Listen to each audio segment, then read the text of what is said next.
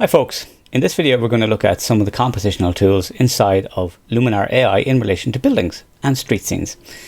I'm Sean McCormick. I am an Adobe Community Professional for Lightroom and I'm also an official FujiX photographer. So we're going to take a look at some of the building related stuff that's inside Luminar AI. Before we begin though, I'd like to point out that almost 90% of you are not subscribed to the channel. So I would really appreciate a couple more subscriptions if you could. It has gone up a little bit in the past few days, but really it's been static around the same amount for ages. I'd love a few more subscribers. Thank you. So here we have an image that I have opened from Lightroom using the plugin extras so that this is the actual raw file. So it is suggesting urban style as the main template set that we're going to use, and we're going to look at that.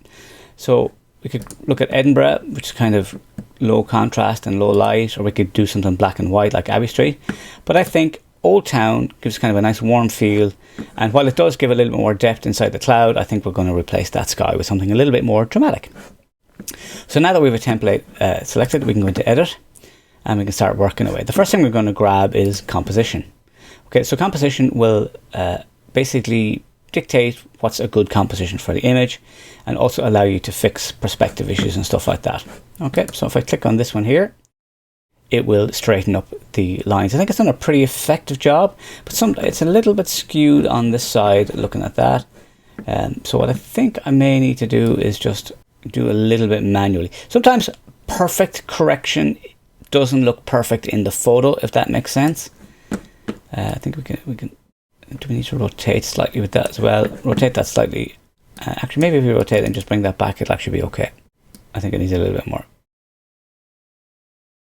Alright, so the other thing I'm going to do is I'm actually going to pull this across here. And actually looking at that line there, those are the outside of the windows on the side, just to kind of fix that in there. Okay, so I am happy with that.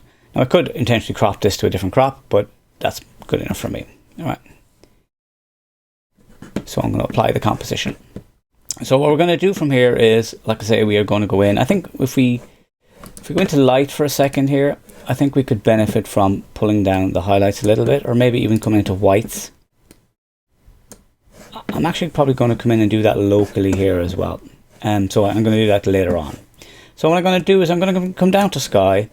In this case, obviously putting in the blue sky is going to look really, really weird. So I'm not going to do that. But I'm going to grab one of these dramatic skies and see how it looks. Because there is no light in the front, so dramatic sky may not work. Okay. No, I think that number 2 there was definitely looking better. What I would do is I would jump in and I'm going to flip the sky. Yeah, that's definitely better. Alright, so I'm happy with that. So it just gives it a little bit kind of more mood in the scene. And now that I've done that, I am definitely going to jump back to light. And I am just going to brighten the image significantly because I think it just needs it. And then with sky, I should be able to relight the scene as well. So relight scene a little bit more. So that way it takes on some of the color tone that's already there. Okay, I'm happy with that. So I think I'm going to add a little bit of structure to this to give it kind of a bit more of a dramatic feel. And this will kind of just give it a little bit of crunch and stuff like that, which I think will suit this. Now, again, as I'm doing this, different things are coming to mind. So I think I need to go back to light now and open up the shadows, just so that we're not losing shadow detail.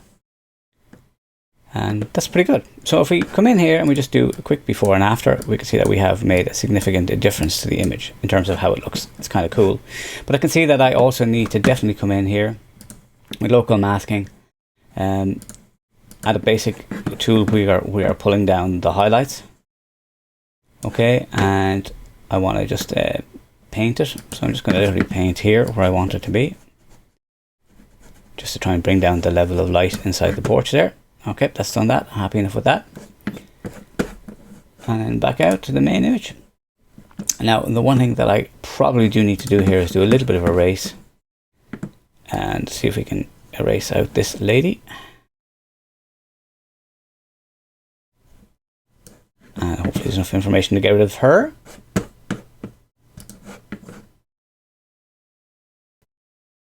Yep, there we go. Perfect. So that was the only thing that was really bothering me. These students over here don't bother me so much. This is from Trinity College in Dublin, in case anybody's wondering. So that's just some of the stuff that you can do with street scenes. So if you liked the video, do give it a thumbs up, subscribe to the channel to see more, and of course hit the notification bell to get notified when new stuff comes online.